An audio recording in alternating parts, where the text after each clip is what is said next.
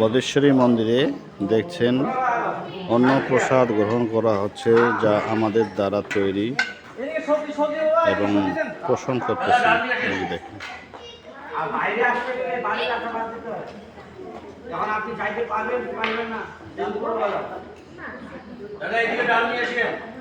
ডালটা একদিক থেকে দেখা, প্রথম থেকে দেখা।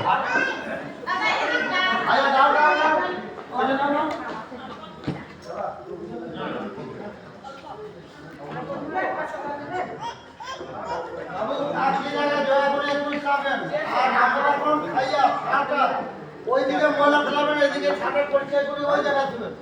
এটা মন্দিরের ছাদ।